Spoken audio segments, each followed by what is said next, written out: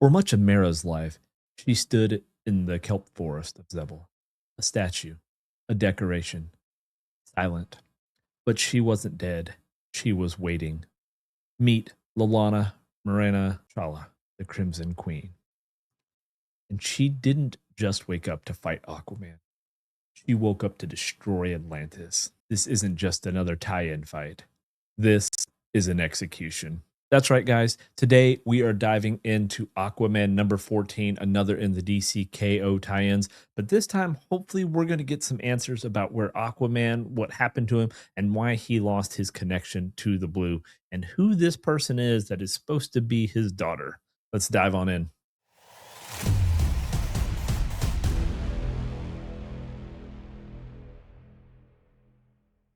So, if you remember where we last left Mara, she had just arrived at the statue of her mother, only to find it isn't there. But luckily, we had the first citizen of Xebel there to fill us in. And to be honest, she's looking a little rough. We then get treated to a flashback of Mira's mother, Lolanna. Remember, she started out as an Atlantean, but Lolanna rebelled against the throne, believing that Atlantean people should be free to do as they pleased, even if that meant dealing with the surface dwellers. And it was her father, being honor bound to the king, that was forced to punish her and her cohorts, which led to her banishment and the creation of Xebel. It was here that her mother fell in love and Mara was born.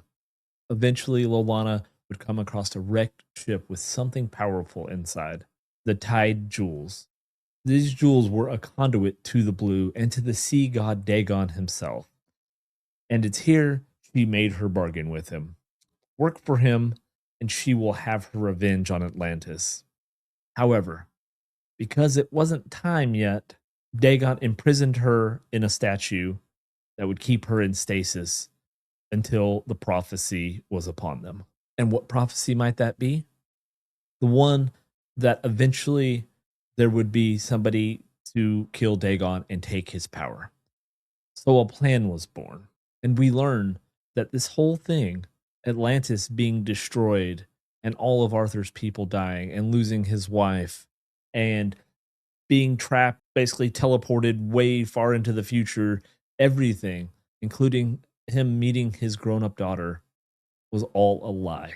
Now, that's not to say that the plan didn't have some hiccups along the way, which included the death of Dagon, which meant Lolanna would need a new plan to take the power for herself and get her revenge. And how is she going to do that? By making this entire story up so that Aquaman, her father, or who she claimed that was her father, would believe that she was his daughter, and he would take part of that Tide Jewel down to the KO tournament with him.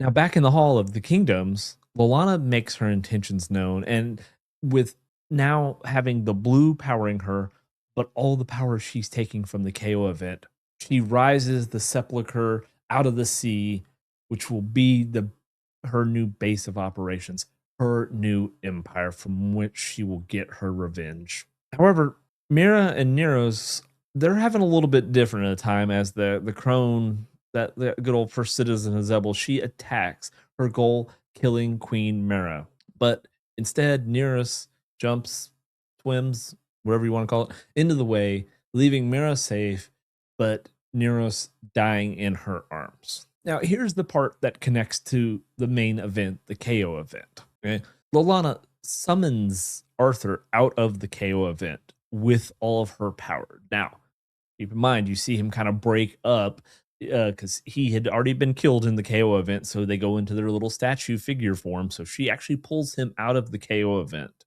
and tells him that, this isn't just the fight, right? Basically, she gave him that Tide Jewel when he went down to the tournament, and even says, as the Omega energy grows in him, it is funneled to me. Every punch he throws, every blast of Omega energy that he absorbs during that fight is all being siphoned underwater to take to her. The heroes are accidentally powering the destruction of Atlantis. Now, Aquaman tries to stop her, but now he is out of his league. he doesn't have the blue anymore, that connection to it. He doesn't have the godlike power. She basically traps him in what looks to be a construct of living water and says, I leave you with the kiss. that is cold. She leaves him there to die as a new era begins. Mera has arrived too late. Her mother has won. Atlantis is gone. The king has fallen. But then we get an epilogue. From the blue we came, from the blue we shall return. A child washes ashore. Is this a reboot? Is this Arthur and reincarnated? Guess we'll have to wait and see in the next one, Emperor Aquaman. But Arthur Curry didn't just lose the fight. He may have lost his entire history. All right, guys. So kind of a lot going on for a tie-in here. It was nice to actually see kind of the connection to the KO event, and we kind of realized from that we're like what happened and why Aquaman kind of got depowered. Remember, he was fighting when he actually was teamed up with Hawkman after bringing him back. Why he was kind of depowered, and now we kind of understand everything. Kind of makes sense. This person that was supposed to be his daughter. So we got a lot of answers in this one. But now we have this question of, is this baby Aquaman that has just washed up on the shore? Kind of seems like it, but I guess we'll just have to wait and see. Guys, don't forget to leave your comments down, how you feel about this issue and how you're feeling about the KO event in a whole.